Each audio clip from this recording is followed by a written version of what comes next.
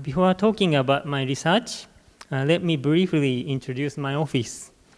This is the laboratory where I'm working, Atmosphere and Ocean Research Institute, or AORI, is on the Kashiwa campus of the University of Tokyo.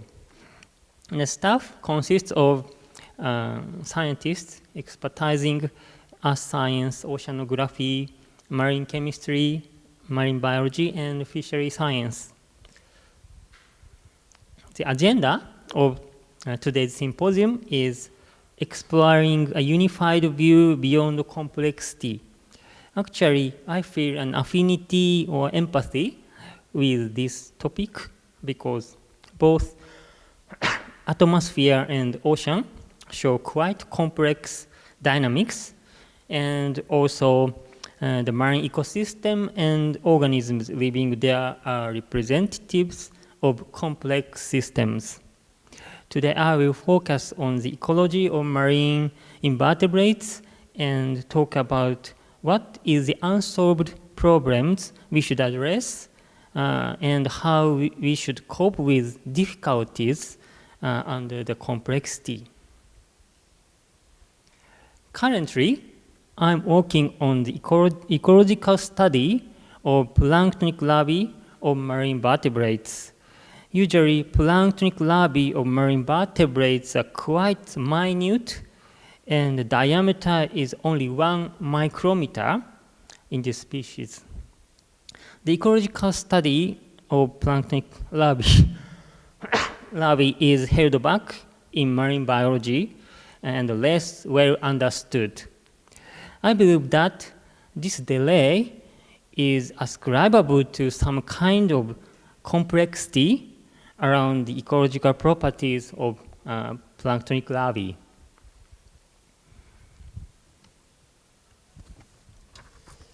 The shells in this photo are all cowries.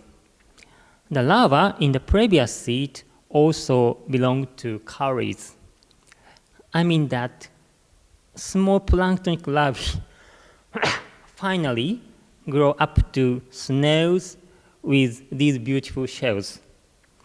The word cowrie is a common name, and scientifically they make the family Cypriidae or Cypriidae in Latin pronunciation. The family Cypriidae comprises more than 200 species. All of them are widespread along the tropical and subtropical seas. Among them, genus Monetaria is suitable for ecological study because they are found in intertidal zone. These 6 taxa belong to the genus Monetaria, and I'm focusing on Monetaria annulus at present. This seed illustrates the life cycle of intertidal cowries. An adult female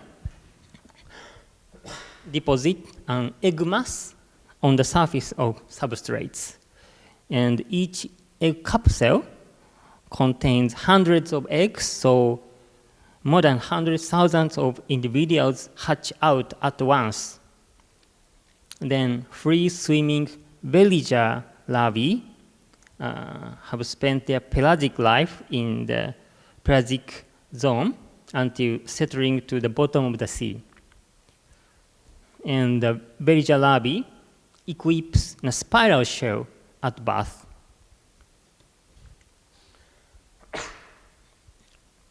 After settlement, cowries experience the first metamorphosis and start to develop a juvenile shell on the minute shell constructed during the planktonic stage. The growth of juvenile shell continues until the end of the juvenile stage.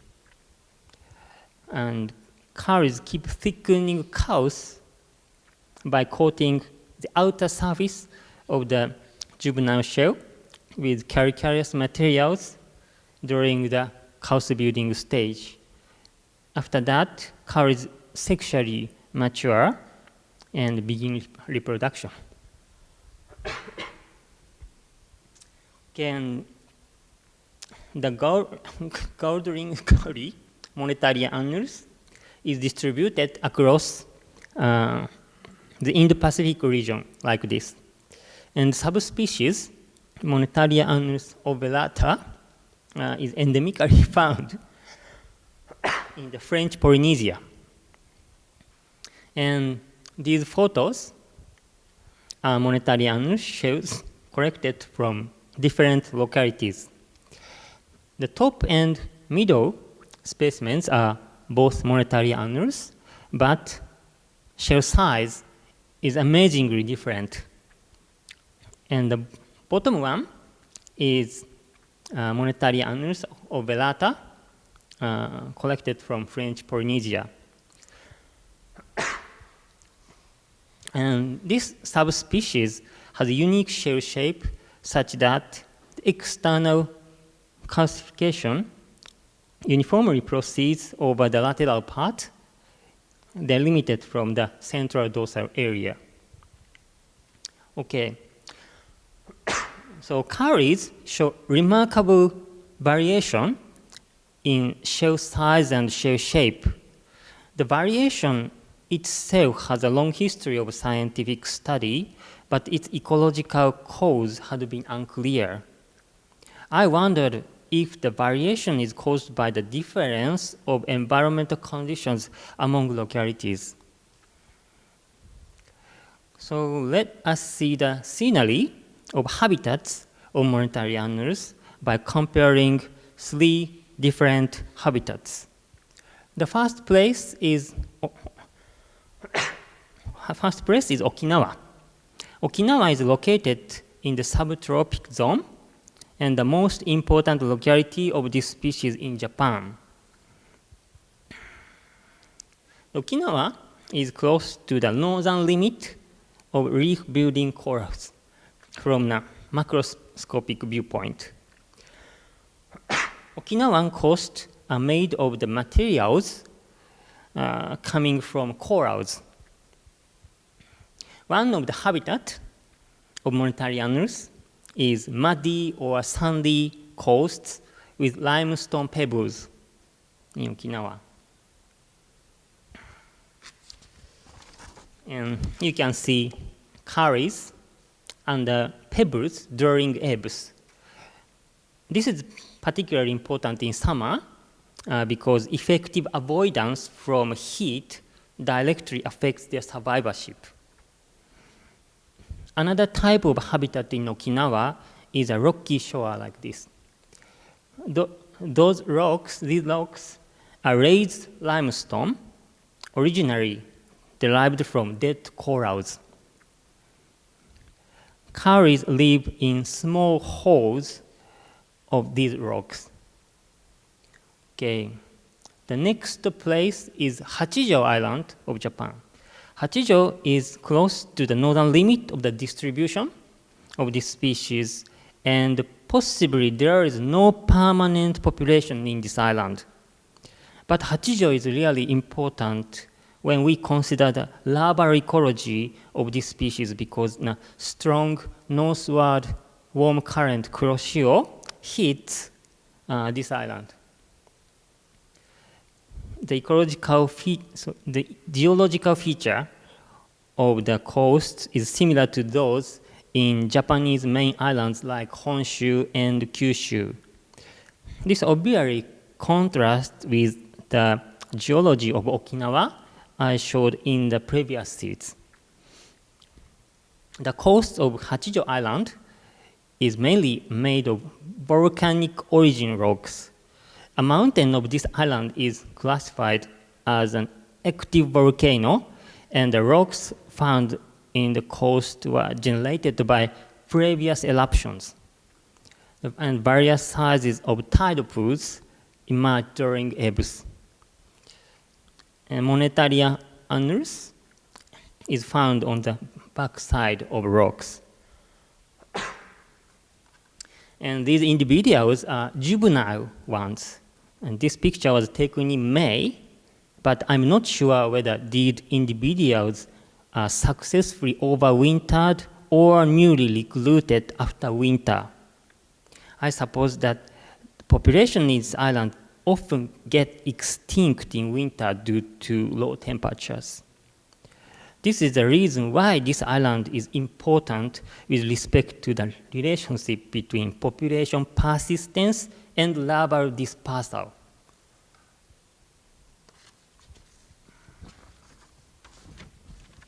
Finally, I will show you the habitat located in the central part of the distribution of this species. In the last month, I visited Pohnpei Island of Micronesia. Geology of Pohnpei Island is a typical barrier reef in the classification by Charles Darwin. There is a large lagoon between the main island and barrier reef. The seawater surrounding the main island is slightly cloudy because of the silt from the main island. In contrast, the seawater around the barrier reef shows perfect transparency, indicating strong oligotrophy. Monetary annals was found in the place close to barrier reef. This habitat kept submerged even during ebbs when I visited. There are so many limestone pebbles on the sandy floor, and corals are found on the backside of the pebbles. You might be aware that this place is quite colorless. All you can see is white cloud in the sky and gray limestone pebbles on the white coral sands. This is probably because substrate is not covered by algae or diatoms, so green or brown photosynthetic pigments are missing here. I suppose that nutrient concentration is too low to support their growth in this water. This environment is completely different from those in Hachijo and Okinawa I showed in the previous sheets. Looking at the three habitats across latitudes, it seems evident that the environmental conditions are different among populations for this species. I have studied the relationship between environments and shell morphology for about 20 years. But the topic I will talk about today is another question. That is, how often does migration occur across latitudes in this species? This is the Pacific-centered map illustrating major ocean currents. As you know, we have a strong north-flowing warm current called the Kuroshio on the Pacific side of the Japanese archipelago. This current can be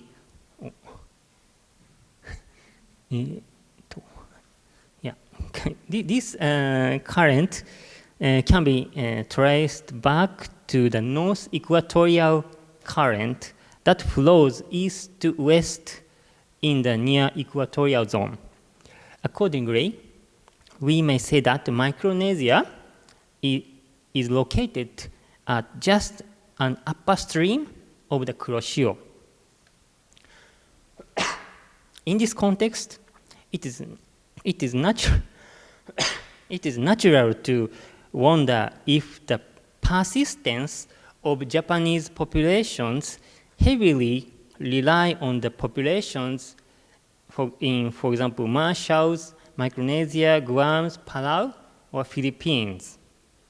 This perspective is important when we consider the conservation of marine ecosystem around the Japanese archipelago, because similar dynamics should occur in many other species as well. As I said, larval ecology of marine vertebrates is not well studied yet. This is mainly because larval ecology comes with serious technical difficulties. One of the difficulties arises from the fact that larvae are quite small, and the spatial scale that we have to think about is really global. Fortunately, we can benefit from the innovative development and improvement of recent years in analytical hardware. So I'm proceeding with several lines of approach with my colleagues.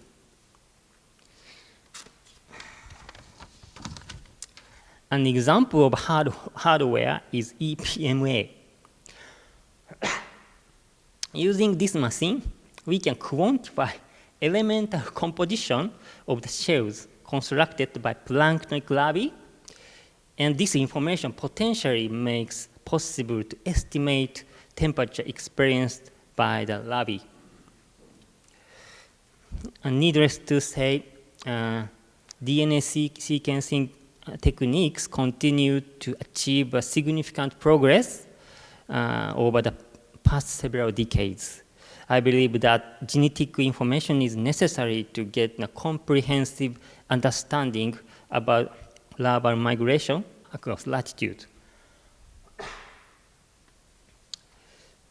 I have not enough time to speak today, so I will show you only the graphical results of rearing experiments of planktonic larvae. Actually, no existing protocol has been established for the rearing of Caris larvae, and this is also a challenging task by itself.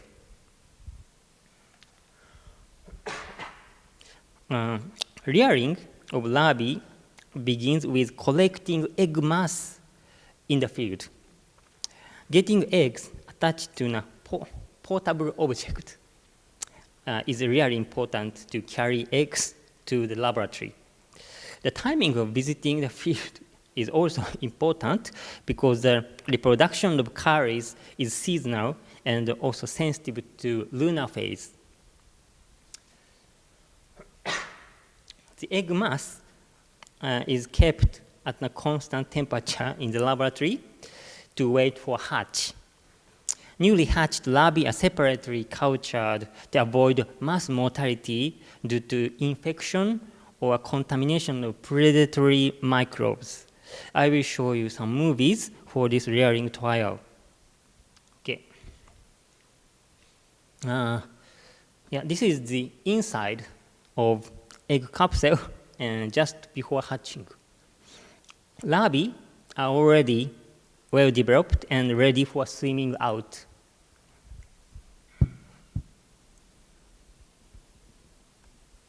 And this is a larva just after hatching, actively swimming by beating cilia. And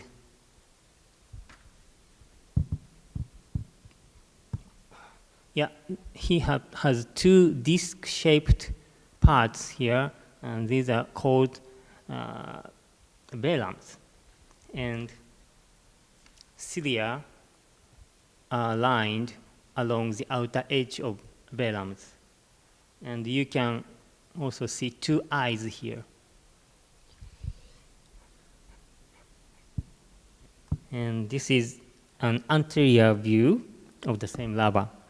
The diameter of this individual is about 100 micrometer. And this is an individual several days after hatching. This individual is eating planktonic diatoms, and cilia are used for collecting diatoms as well. And after 2 months, shell size increased to about 400 micrometer.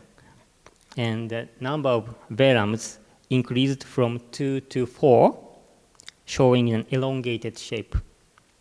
And this is the maximum size I successfully reared in a couple of rearing trials, and all the individuals died out along the way. Actually, larva rearing is a fight against mortality. This individual is eaten by predatory protists at the bottom of the rearing container. This is the result of contamination, but most deaths are unaccountable. Large mortality occurs even using antibiotics. Okay, this is the map I already showed for the explanation of ocean currents. Please imagine that a particle of only 100 micrometer is drifted by currents on the surface of ocean. This project is really challenging because we have to consider the behaviors of the both minute particles and large-scale fluid dynamics at the same time. Okay, this is a movie downloaded from the website of NASA. You can see that ocean currents are not so simple to indicate by a single arrow on the map. Flow paths of currents are completely dynamic and always changing. A number of eddies, the number of eddies with various sizes keep coming and going along the mainstream. Dynamics of ocean current is a typical complex system by itself. And you can see the currents around the Japanese archipelago, so complex. Yeah, this movie is created by NASA, and you can browse it on the web. What I want to emphasize here is that we need to pay attention to the global scale phenomenon to understand the behavior of microscale organisms. Okay, I'd like to summarize the main message of my talk. In the first half of this talk, I showed environment is amazingly different among populations within the distribution of the focus species. This motivated me to study larval dispersal for a better understanding of the adaptation to heterogeneous environments by marine vertebrates. However, planktonic larvae of marine vertebrates are not well studied in ecology due to technical difficulties. I believe that these difficulties can be overcome by utilizing new technologies. Finally, I emphasize that it is particularly important to pay attention to the complexity that will repeatedly emerge from microscopic to macroscopic levels in this study. Okay, yeah, I'd like to acknowledge the people who worked with me on this project. Yeah, that's all. Thank you very much for your kind attention.